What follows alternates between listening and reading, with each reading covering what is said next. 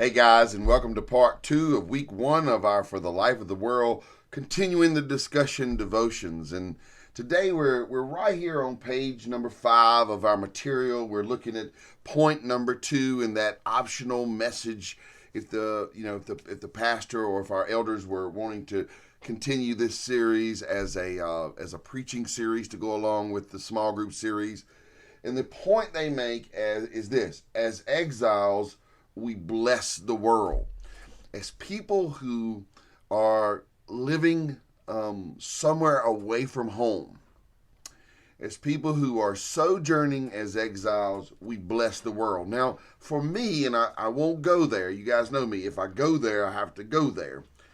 But I love Psalm 67, how it's just this revelation that, as blessed people, we live as blessing people. I also love, and again, I won't go here because if I go there, I go there.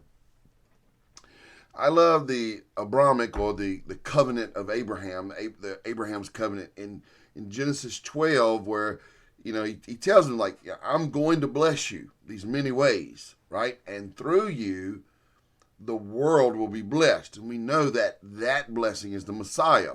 So we've got to look at the passage in context again and realize what was peculiar and particular about Israel's exile.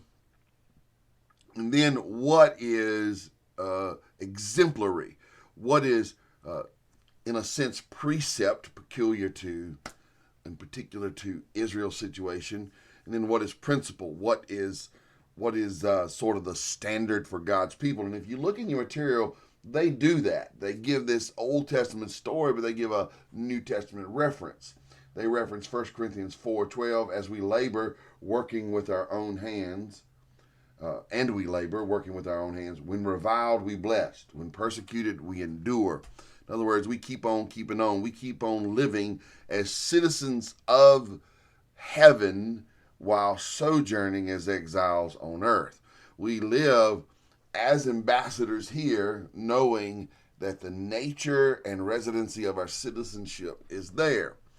And it's an oversimplification, but I believe you'll appreciate it. We live as people who want to bring heaven down, right? So let's look at it here in its context. Jeremiah, I'm going to read Jeremiah 29, verses 5 through 9. Build houses and live in them. Plant gardens and eat their produce. Take wives and have sons and daughters. Take wives for your sons and give your daughters in marriage, that they may bear sons and daughters. Multiply there and do not decrease. But seek the welfare of the city where I have sent you into exile, and pray to the Lord on its behalf, for in its welfare you will find your welfare.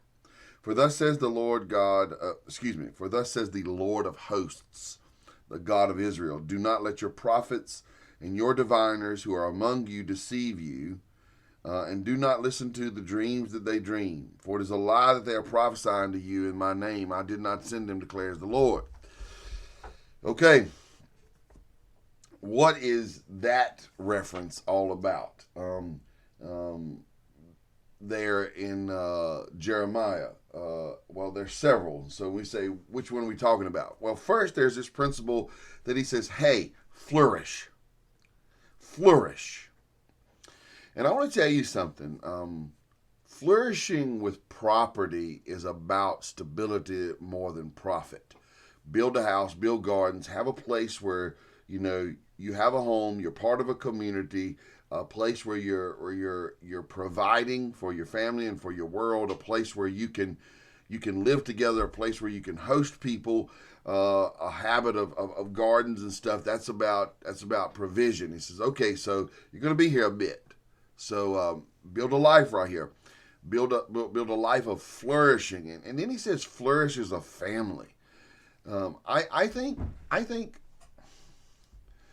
think when we live in status and self-centered cultures, it's hard for us to see the godly vision and the passion like this.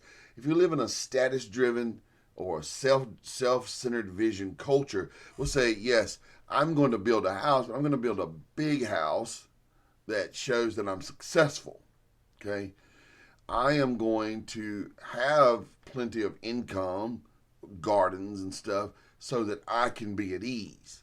That's what the American dream teaches us. This teaches us about being a person who has a family and cultures that family to be industrious, but it also cultures that family to be engaged. Industrious, in other words, they're not lazy. They're building a house, they're building gardens, they're working them, they're building a big family, okay? But it's so that that family can seek the welfare. Ask God, bless this place. God, use us to labor in this place. So having this family isn't about self-serving. And as a matter of fact, refusing to self-serve, they literally have families. They increase. They have big families. Don't let the number of your people diminish here. Don't just be here and die off. Don't just be here and get by. Build homes, build families, increase your number while you're here. And with that number, be ready for where you're going. Because remember, they're in exile. They're being ready for where they're going. There's a word in here to New Testament families. Build a family for where you're going, but also labor where you are. Build a family. Don't be afraid to live lives of sacrifice in building family. Refuse self-centered ease of being able to, manage your nuclear home, right? Build a family, increase, embrace family as a culture stabilizing, a culture impacting unit, okay? And be industrious for the care of your family, but also be industrious for the sake of the world. So it's not about status or self-centered behavior or self-preserving behavior. He tells me here, go here and seek flourishing for your family, flourishing for your people, and let that flourishing inform how you engage with the community. Seek the welfare of the city that have sent you into exile. Pray to the Lord on its behalf. For in its welfare you will find your welfare. If a culture flourishes through the flourishing of stable families, right, it'll be better for every family. But then he gives them this really. There were a lot of false prophets. And they were saying all sorts of things, and it would take a lot of more history than my 2 to 3 minutes I have left could give you, but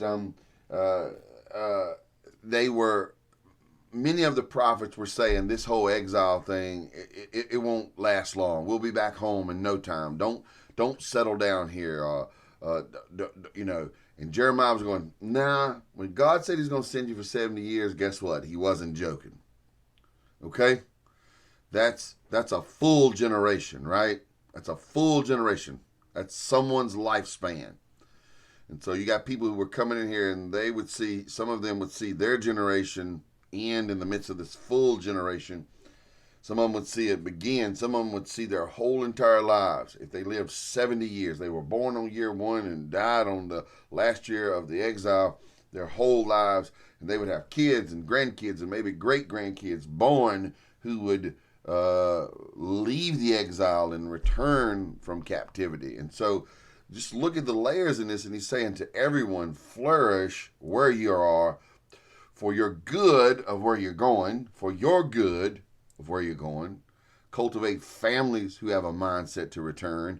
But in other words, we could say the New Testament idea is create families who flourish with heaven in mind, but who flourish with earth underfoot. Flourish with heaven in mind, with earth underfoot. Flourish with returning to the promised land on mind, but living in Babylon underfoot. There's this idea here that we live for the life of the world, but we don't forget where we're going and we don't ignore where we are. And there's a tension there. And if you know me at all, I love tensions. And this passage is telling these people, don't you fall for this stuff that says God's not serious about this exile. Don't you fall for this stuff that this thing is gonna, by political meanderings, by economic downfalls. There was all sorts of prophecies flying around. Don't fall for that, he's saying in verses 9 and 10, or 8, 8, 9, and 10. Don't you fall for that mess, okay? I didn't read verse 10, but it says, "For thus says the Lord, when 70 years are completed for Babylon, I will visit you and I will fulfill my promise." He said, don't you believe those people who says this ain't going to last that long. Believe it. And because you believe it, live for this flourishing that has the return in mind and Babylon underfoot. Believer, let's live and raise our families with the flourishing in mind that says heaven's out there and earth's underfoot. We're going there. We are here. And let's seek the welfare of this place until we're in that place.